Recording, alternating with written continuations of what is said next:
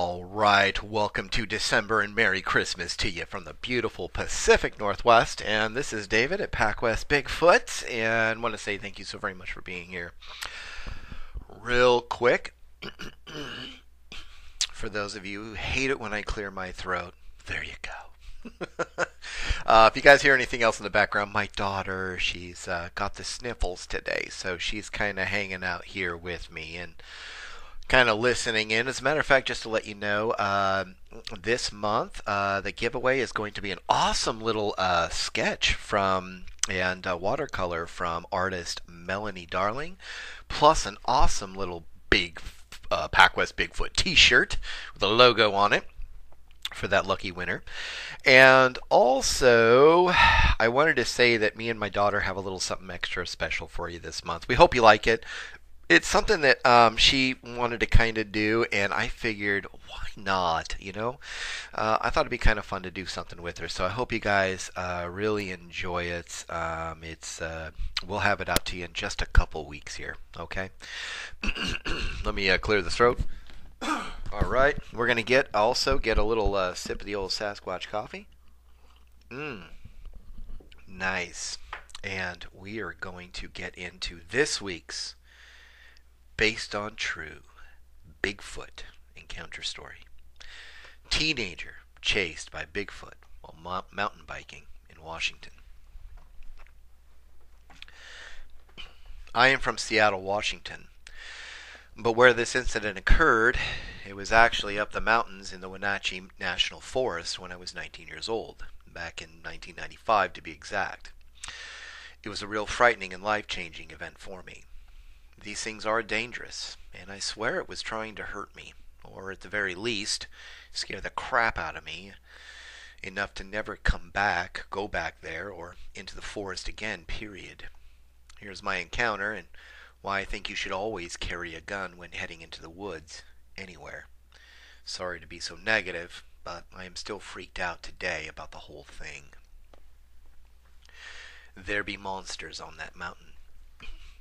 Mountain biking was already around at that point, but it was growing in popularity, like skateboarding in the mid-70s and up to now. I became a huge fan of the sport. Even today I still ride, just closer to home and always with a friend or two, and for good reason. I was chased by a Bigfoot. I had just turned 19 and was still living at home at the time. No, I was not some soon-to-be coddled misanthrope college student waiting for the chance to show off my stupidity on today's issues as they do today. I paid rent, electric, and part of the cable bill and food. My parents paid for my education. That was a fair trade, and I believe then and now. I also worked nights for my dad in a small janitorial business he operated just outside of Seattle, Washington at that time. This gave me enough extra income, well, a bit extra, to enjoy one awesome hobby, mountain biking. It was late fall of 1995 when I decided I wanted to take a Saturday to hit some awesome new mountain biking trails I had heard about that were recently cut in the Wenatchee National Forest. Yes, at the time I would head out to places alone, and not once up until that point had I ever experienced anything out of the ordinary. Well, there was once where I watched as a cougar crossed a path about 30 or so yards in front of me in the foothills outside of Seattle. That was about it. The craziest part of that sighting was it was literally about 200 yards or so up behind a small subdivision in public school. But back to the craziest sighting and scariest event in my life. There are monsters in the woods of Washington State, and I believe the Pacific Northwest, period. I've seen one, and they are dangerous. Warning signs and other stuff. It had snowed. Not much, but enough to know that it was going to be a great ride that day, but one I needed to take special care with, as snow can cause a disorientation in the woods. Basically, you can get turned around easier and end up lost. I ended up near Angle Creek, almost to the end of it. It is mountainous there, and the trails were cut small, basically about 2 feet or so wide. It seemed like the only thing running through there was mountain bikes by the tracks I saw. And about a few minutes later, I'd find other tracks. I started unloading my bike and fanny pack with some first aid supplies in them. I got set up and put on my shoes and helmet when I noticed an older couple coming down the trail rather fast. They came to a stop and jumped off their bikes and seemed rather excited. Not sure at the moment if it was good or bad, but I would in a moment. As they seemed to ramble on and look back up the trail behind them, the gentleman locked eyes with me as he started to turn and look at his wife. The conversation started about something following or running through the woods back up the trail and grunting and growling at them. Bear, cougar, something like that was the cause. That was what I believed and had no other reason to not believe it up to that point. Besides, they were from California, Southern California at that, and were visiting Washington State for a week. Where they were from, which I would learn was Simi Valley, wild animals were something they never really had any contact with, at least not like we do here. So they were a little rattled, to say the least. I can't blame them. I helped to calm them down and told them that they were simply being warned by most likely a bear that it was still foraging for food up to that point and getting tired and ready to hibernate.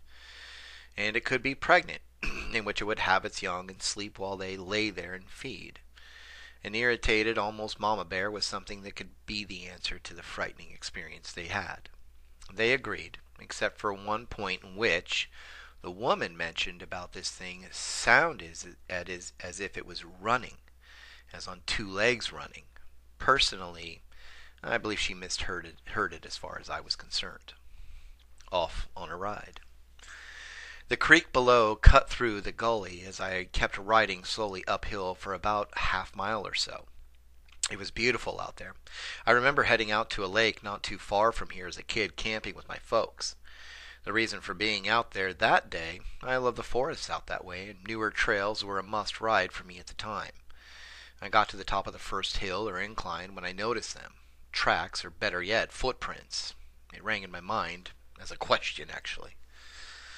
I stopped for a bit of water real quick, and as I was getting warm. The sun was coming out and snow melting, but I noticed them right down the middle of the trail. Footprints. Bare, human-shaped footprints. At first I thought perhaps the people I talked with briefly below had been crazy enough to wander around barefoot in the snow. But these footprints, if I remember correctly, seemed to be at least 16 to 18 inches long. There were toes, and the length of heel to toe was, well, I had to do the splits practically to get from one to the other. I took a look at my surroundings a bit and even started following the tracks along the trail until they seemed to drift off into the tree line above me and up the mountain.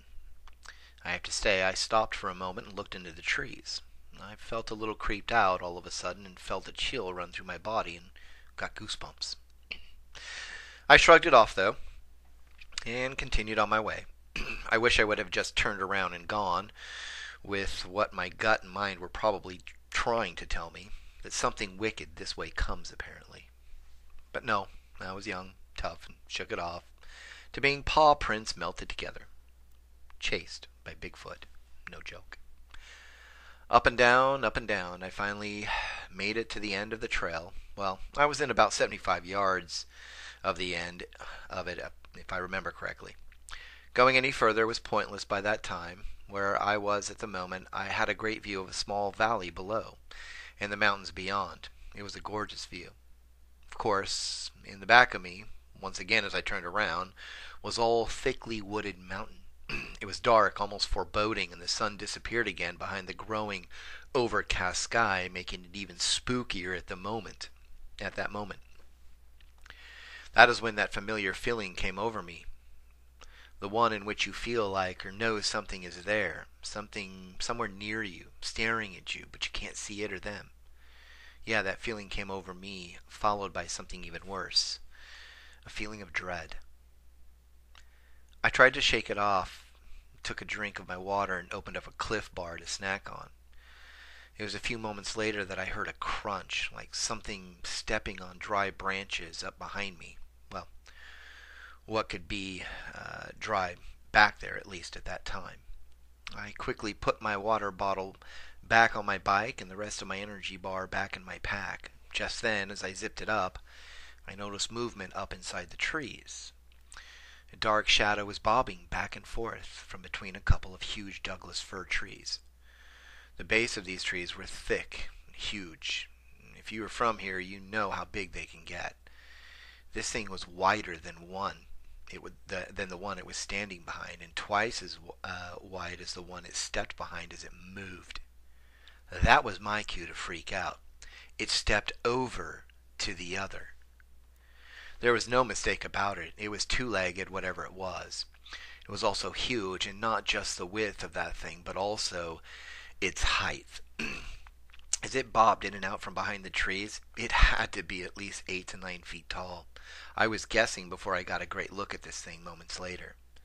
I was freaking out at that point, but I knew that if this was a person, I needed to take off, and fast. But what if it were a bear on 2 legs or something else that would or might react to me moving too fast? The question raged on within me. For a few seconds or more, I decided to move slowly. If it were a person who was some kind of freak or serial killer, well, I'd still be able to get away on my bike. If it were an animal, well, I believe the best idea at that point was not to spook or trigger it in any way. I turned the bike around slowly, keeping my eyes on the large shadow that still bobbed in and out from behind the trees. I did not go fast. I kept an eye on that thing the best I could. As I moved down the trail, I watched as it would make large, weird strides from one tree to another, always watching me. Eventually, I lost sight of it as I dove down behind a rocky outcropping I had passed earlier. By the time I passed it and looked up the mountainside, nothing. I could not see it. That made me feel even more scared. Having eyeballs on something freaky scary is better than knowing it is there and not seeing it at all. Like a shark in the water. You can't see it, but it sees you. Being chased by Kong. They stink, and they are massive. As I turned down and around another bend slowly, that is when I got the whiff of what smelled like rotten death, and, well, I don't know, maybe a skunk. Either way, however, I heard that thing coming like a freight train down the mountain. I started moving faster then. I felt my life depended on getting back to the car safely, and that crashing anywhere along the way, well, I'd be dinner or late lunch at that time for whatever it was. And seconds later, I knew what it was. It was a Bigfoot. A nearly 9-foot tall, hairy, smelly, massive, and seemingly angry Bigfoot was coming down the mountainside at an angle just ahead of me. It was about to cut me off.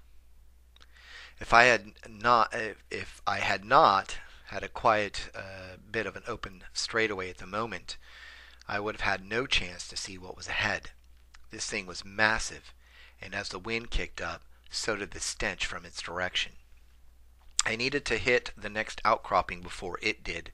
This way I had a chance to scoot right underneath it. Even that thing, I knew, would have a slow time traversing that small cliff. I swear I screamed. I know it was me first who screamed, but it screamed too, as much as it came within 15 yards at most of me before I passed just under the cliff.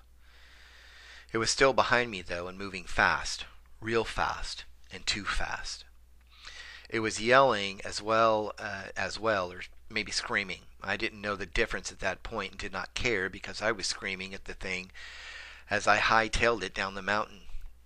Have you ever been so close to an animal or dog that was threatening you and you screamed at it? Yeah, that is what I was doing at that moment, and it was doing it right back. I wish I could say I got every detail about this monster, but I was being chased down a mountain, and the only quick glances I got off were to see if I was about to be a dead man or not. However, it was full or covered in hair, not thick fur like a bear or anything. Its scream was ear-piercing, even from 30 yards back. It almost made me crash twice.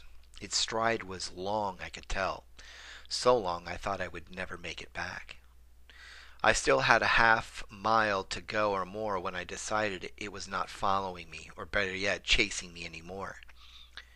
So I stopped for the briefest of seconds, and boom! That is when this thing broke out of the trees from below me and behind me again and took up the chase. I peed myself almost and screamed bloody murder at it as I took off again down the trail.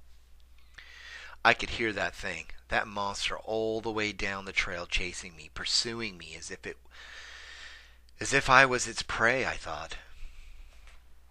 I was within 100 yards or so of the trailhead when I looked back and saw nothing again. This time, however, I did not come to a complete stop. I kept on riding. I finally reached the trailhead and could see my car about 30 or so yards away. Finally, came to a stop, and I heard a scream that had me go paler white in the face than I already was, and my heart beat so fast I thought I was going to pass out. It was not that far away, I could tell, so I hit the trail again and rode all the way over to my car. In the public eye. My father back then was in the public eye, with his business and all, and friends, and after telling him about the incident, he did believe me. But I could not tell anyone. However, he did tell a good friend of his who was, and I quote, into these reports and incidents at the time. I never heard any more about it from him or his friend, though. Today, and just so you know, I am in the public eye as well, to a point. And this keeps me from sharing my experience in an interview with you. I'm sorry about that. It was a scary moment, though, and I know I am not the only one to have a cycling experience with a Bigfoot in the woods. I've recently heard you talk about a boy that was chased and knocked off his bike, Dave, by a Bigfoot. Later, the bike was found 10 feet or so up a tree. Personally, I'm not surprised you did not find a dead body up that tree instead. I think this thing wanted to get me, but for some reason, it held back. Trust me, this thing was wicked fast. And it was massive. It could have had me at any time. One swipe of its large arm would probably have knocked my head clean off. But that is my story, and why I stick close to home for mountain biking today. Thanks, Lance.